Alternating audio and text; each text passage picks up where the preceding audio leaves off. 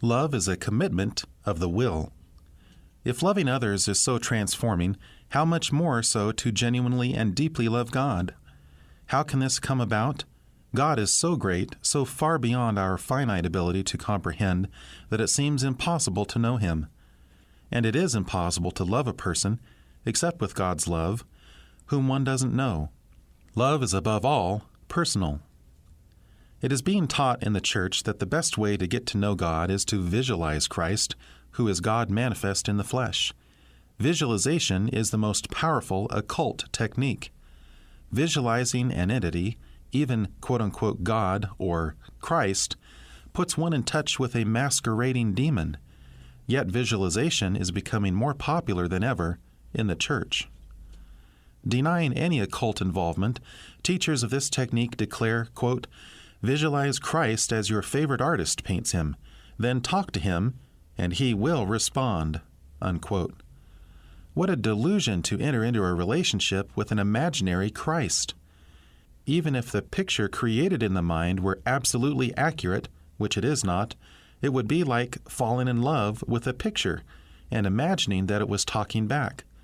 Such behavior borders on insanity, yet it is seriously promoted by leading Christians.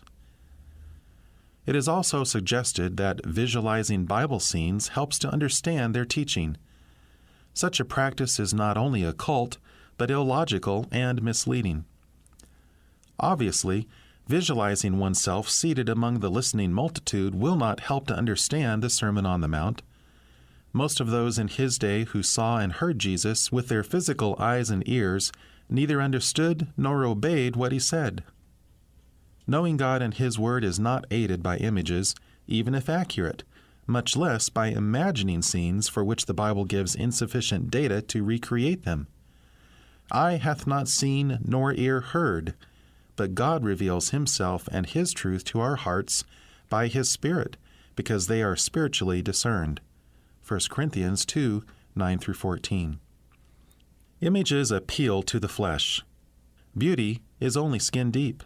Solomon says that charm is deceitful and beauty is vain. Proverbs 31:30, NASB.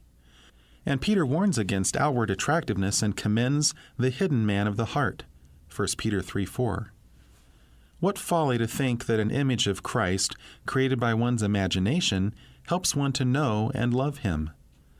Love is not primarily a feeling, it is a commitment. This is the missing ingredient in much that is called love today. A genuine and lasting commitment to one another is often lacking, even in Christian marriages, due to the worldly influence and the promotion by church leaders of loving, esteeming, accepting, and valuing self.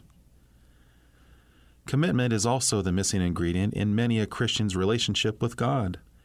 Rather than working up a feeling that you love God, make a commitment to Him to love and obey Him. Jesus promised, "He that hath my commandments and keepeth them, he it is that loveth me, and I will love him, and will manifest myself to him, and my Father will love him, and we will come unto him and make our abode with him."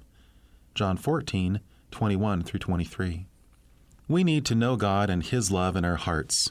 As we seek Him in His Word and in prayer, He will reveal Himself by His Spirit. We are to love Him with our whole heart, soul, and might. May He grant us a fresh conviction of the sin of not loving Him as we ought, and may the desire to obey this first and greatest commandment become our passion. Only then will we begin to manifest that love for one another, which Christ said would be the mark whereby the world would be able to recognize His true disciples, those to whom He said, "If ye love me, keep my commandments."